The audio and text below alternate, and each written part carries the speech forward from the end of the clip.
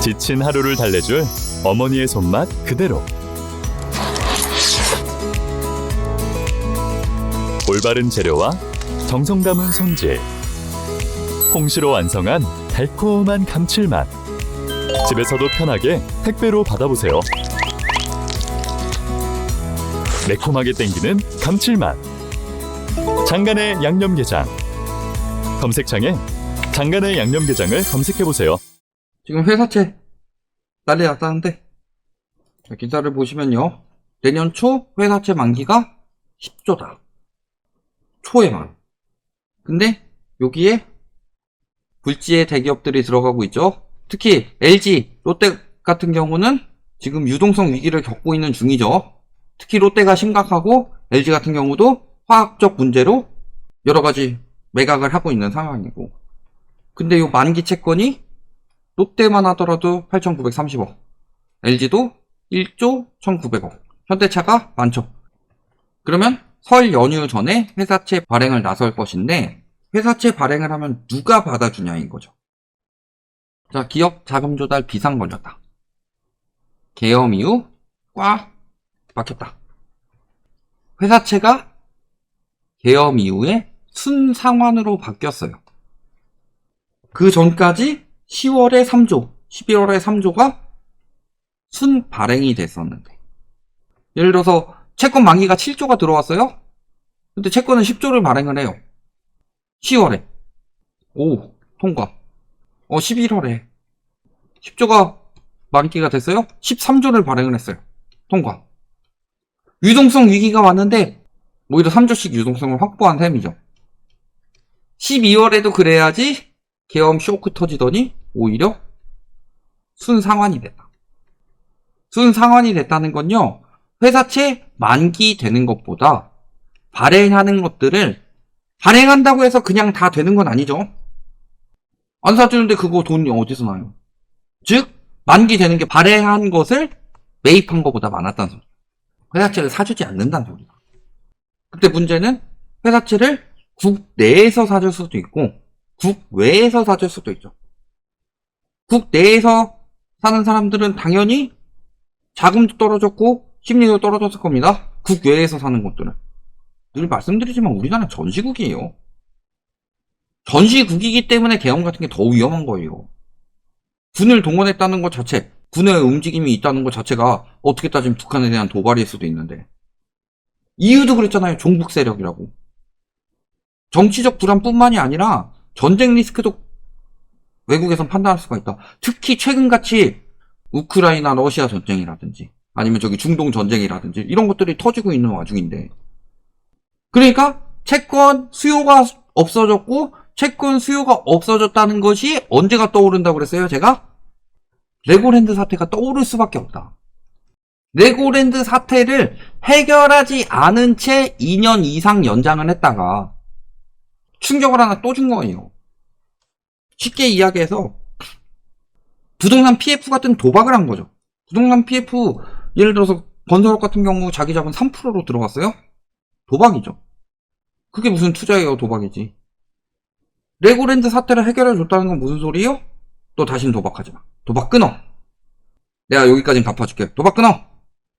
근데 그런 게 있죠. 도박 중독인 사람들은요, 도박 끊는 방법이 딱 한 가지밖에 없다고 합니다. 도박 대신에 다른 걸 끊는 거.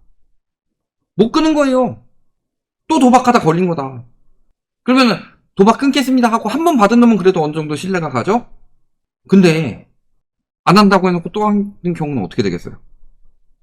그런 거라서요, 2년 이상 연장했지만 이거 국가에서 어떻게든 해준다고 그랬는데, 국채를 비롯해서 금융채, 회사채 전부 신뢰도가 뚝 떨어질 만한 사건이었다. 근데 10월까지만 하더라도요, 주식에서 빠져나가서 채권으로 들어갔는데 11월부터는요 주식에서 빠져나간 만큼 채권으로 안 돌아오고 바이바이 하고 있었죠. 채권을 바이를 해주다가 채권도 빠이 하고 있는 상황이 된 거잖아요. 그래서 가뜩이나 상황이 안 좋았는데 12월에는 진짜 바이코리아죠. 채권도 주식 다 빠져나갔을 거고, 그렇다는 것은 회사채 수요가 급감할 수밖에 없다는 소리입니다. 회사채 수요가 급감한다는 소리는요, 상환이 지금 엄청 늘었습니다. 상환이 늘어날 수밖에 없는 이유는요, 예전에 말씀드렸지만 레고랜드 사태 터지고 나서 채권 시장이요, 장기채에서 단기채로 바뀌었어요, 많이. 왜? 급전이 필요하니까. 근데 장기채를 투자하는 사람이 많을까요? 단기채를 투자하는 사람이 많을까요? 레고랜드 사태가 터졌는데. 단기적으로 단타 치고 빠질 수는 있겠지만 장기적으로 시장이 좋아 보이진 않죠. 그러니까 장기채 비중을 줄이고 단기채 비중을 늘렸단 말이에요. 6개월, 1년. 이런 것들 비중이 엄청 늘어났단 말이에요. 그러니까 6개월마다 대비해야 되고 1년마다 대비를 해야 되는 거예요. 이런 식으로 연장한 거죠. 리스크가 안 터질 때까지는 괜찮은데 이번 리스크가 터졌죠. 보통은요, 6개월, 1년짜리 단기채를 가지고 상환을 받으면은 재투자를 하는 경우가 많았는데 재투자로 가는 길이 끊기고 있다는 소리예요.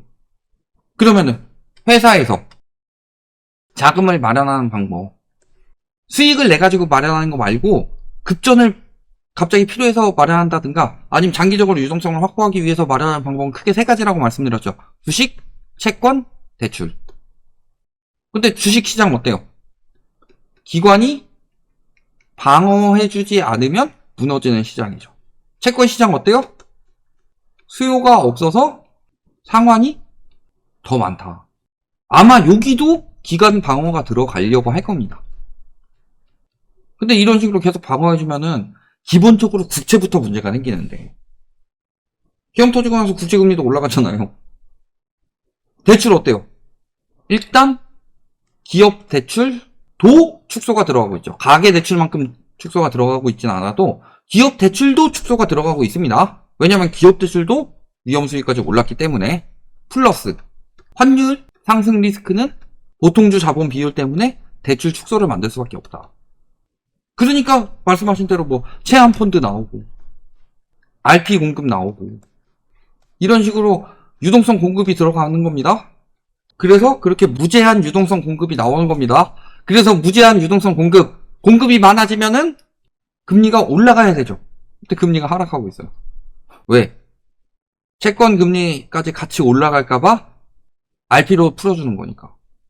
RP로 풀어주는데 대출금리가 하락한다는 소리는요, 손실을 감당한다는 소리예요. 근데 이 와중에 정부는 2년 연속 적자죠. 그래서 지금 2년 연속 재정 적자가 나고 있는데도 유동성을 계속 푼다는 소리예요. 그럼 우리가 생각을 해봅시다. 물가가 낮아요? 물가는 높아요. 다만 물가가 높아졌기 때문에 기저효과로 물가 상승률이 낮게 나올 뿐인 거고, 이 물가 상승률이 높지 않게 유지하는 것 중에 하나는 유가가 하락했기 때문이죠. 근데 여기에서 단기적으로 환율 상승 이슈가 있죠. 단기적이 아닐 수도 있습니다. 계엄 여파가 있는 거고, 여기에 추가로 트럼프 관세 여파가 있죠. 지금 환율이 이렇게 올라갔어요. 근데 이창용 총재가 행동은 잘못하더라도 요거는 제법 옳은 말을 많이 하죠. 근데 지금 계엄으로 인한 것보다 트럼프 관세가 훨씬 더 리스크가 크다. 여기에 플러스로 유동성 공급까지 들어가요. 우리나라의 인플레이션이 당연히 또 생길 수밖에 없도록 만들고 있다. DSR의 공포를 이제 다 겪는 겁니다. 뒤에 공포 이미 겪고 있죠. 지금 디플레이션이에요. 왜 디플레이션이에요? 소비가 안 되잖아요. 근데 그 상황에서 인플레이션까지 생기면 스태그플레이션이 오죠. 이미 경기 침체로 인한 리세션의 공포는 몇 년째 겪고 있는 거고, 결국엔 DSR 때문에 무너진다고 그랬죠.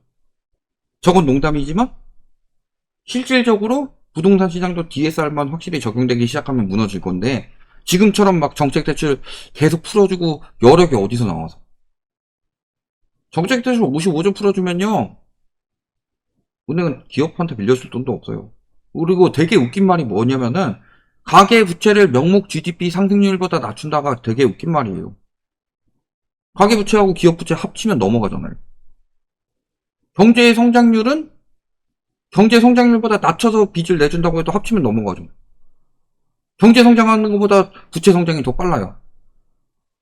그런 나라가 안 망하겠어요?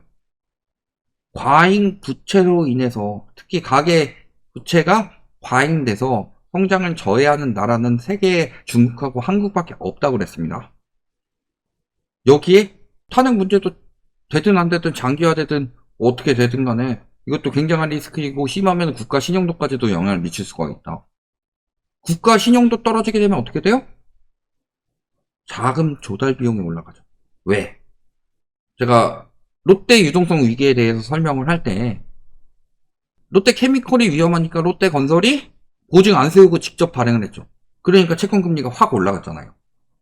앞으로 우리나라 시장에는 외국인 자본을 들일 때 굉장히 비싼 값을 치러야 될 거다. 앞으로 점점 더. 특히 상환이 더 커졌다.